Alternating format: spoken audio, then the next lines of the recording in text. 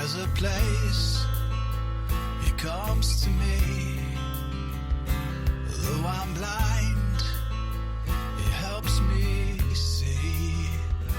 Though I see dimly in this place, one day I'll see Him face to face.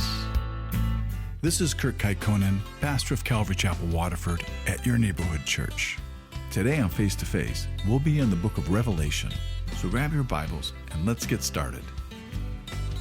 If you want to hear this complete message in its entirety, go to yourneighborhoodchurch.com, where you can download Your Neighborhood Church app at the App Store. And that this great verse for that invitation, it kind of explains to a person what happens to them when they invite Jesus into their heart. But when you look at this verse just a little bit closer, you're going to realize that Jesus, He's not talking to an individual. Jesus is talking to this church. He's talking to this whole church in Laodicea. And then you realize that Jesus is not inside the church. Jesus is actually standing outside of the church, which means this church is going around and it's having church activities and all the activities that a church can have without having Jesus among them. And so this call, it goes to the whole church.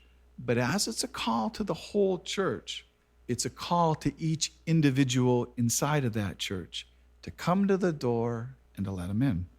And most of us, we've seen that picture of Jesus standing outside the church, knocking on the door. And if you notice that painting, that there's no handle on the outside of that door where Jesus is knocking, that the only way that that door can be opened is from the inside. And that's because Jesus, He has to be invited in. So if we can hear that knocking and if we can hear His voice, we have to open that door to let Him in. And that's because Jesus will never force Himself into anyone's life. He's a gentleman. He will not go where He's not invited. And then the word that's used here to dine with Him means supper. So this is the main meal of the day. This is the meal you have when the work is all over, where you sit down and you have this intimate fellowship. And even though this invitation is to a church as a whole, it's really to all the individuals inside that church. Because Jesus, He doesn't call churches. He calls people. He calls individuals. He calls us each one by one. And so to anyone who's an overcomer from this lukewarm Laodicean church, Jesus offers them everything that He has. And He says that they're going to sit on His throne with Him, just like He does with His Father, sitting on His throne together. And then Jesus ends and He says, listen to what the Spirit says to the churches. And so for us today, if anybody can hear Jesus knocking on the door of their heart, if anyone here can hear His voice, you too can invite Him in, and He'll come in and He'll dine with you. So today, if you want to know how to receive Jesus into your heart, after the service, just come up and ask, and we'll pray for you, and you can receive Jesus, and you'll be very, very happy that you did. All right, so last week we finished up Jesus' message to the 7 churches in the book of Revelation. And 7 being the number of completeness, these 7 churches represented the whole church from all the ages. And so we spoke about how some believe that the order of these churches and how it's laid out represent the different time periods of the church in church history. And if you put these churches in any different order than the way it's written here, it wouldn't work. So the first period of church history would have been the church in Ephesus, which represents the first century church of the apostolic age, which lasted up to 100 AD, which was doctrinally pure, but it was beginning to lose their first love by the end of that period. And the second period of church history would have been the church in Smyrna, the persecuted church, which was under Roman persecution. And that persecution, it lasted up until 313 AD, when almost overnight, the church went from being persecuted by Rome to where all of Rome became Christian, at least by name, where Christianity became the religion of the empire. And then we begin that third period of the church, which was the compromised church, the church in Pergamos. And that's where the church joined the state of Rome through the Emperor Constantine. And so now all those pagan deities throughout all of Rome, they all became illegal. And you have to kind of remember that Rome, it was filled with pagan gods and pagan temples and pagan priests and pagan priestesses. So now they all joined the church in a compromise with Christianity. So they didn't really become Christian, but they changed the names of their idols and they became Christian in name. And this period lasted up into 590 AD. Then the fourth period of the church is represented by the Church of Thyatira. And this is the age of the papacy, the Roman Catholic Church, where they ruled all. And that age was marked with compromise of idolatry, like with the trade guilds and the false prophecies. And this was a very, very low period of church history.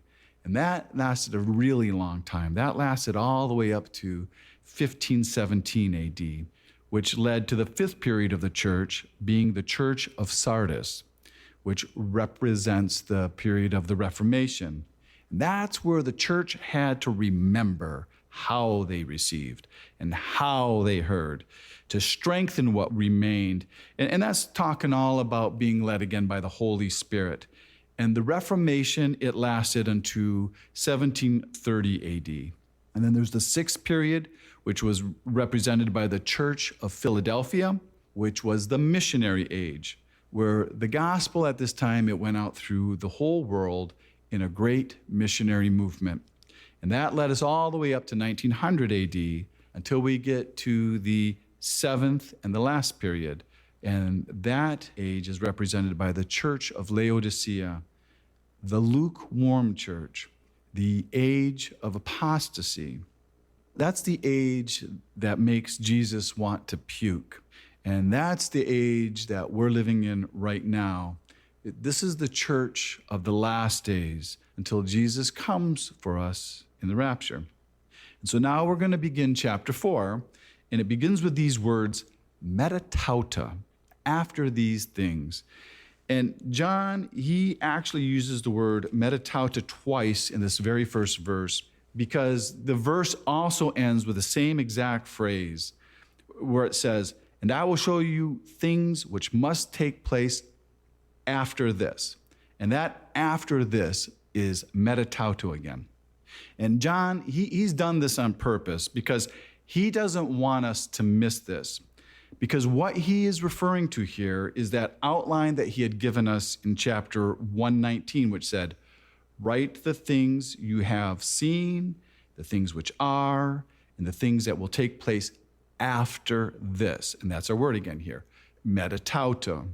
And so John was supposed to write the things he had seen, and those are the things that he wrote in chapter 1, and the things which are, which was chapter 2 and chapter 3, which is about the age of the church, which is the age that he lived in, and it's the age that we live in. And now John is supposed to write the things after this, which means John here, he's going to be writing about the future, the things that haven't happened yet. And it all begins after the church age, after the church is taken out of the world by the rapture.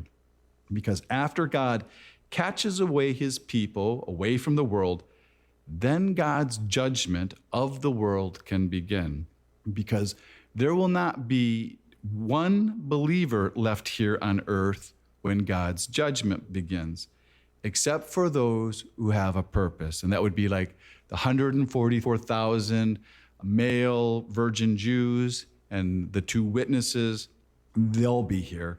But besides that, there will be no other believer. And so now chapter 4, we have this description of heaven. And we've had descriptions of heaven before in the Bible. We've seen them in Isaiah chapter 6, and we see them in Ezekiel chapter 1, where heaven is described in symbolic language. But not everything that's described is symbolic. And what you have to understand is that when something is described in symbolic language so that we can understand it, the reality of the thing being described, it's greater than the symbol that describes it. And so John here, he is writing about real things that he sees. So when we get to heaven and we look at this stuff, we'll think, I get what he meant, or wow, that was a great description, though it's kind of hard for us to see now. And so right here in chapter 4, all the way through chapter 19, which is most of this book, we're pretty much dealing with God's judgment on the world before the reign of Jesus Christ on the earth. And so now what we're going to have is we're going to have this split view. We're going to see the things going on in heaven behind the scenes, and at the same time, we're going to see the judgment of the wrath of God being poured out on the earth. So we're going to be jumping back and forth from heaven's view to earth's view over the same period of time. So it's kind of like having a TV screen with a split screen where you can see what's happening in two different places at the same time in real time.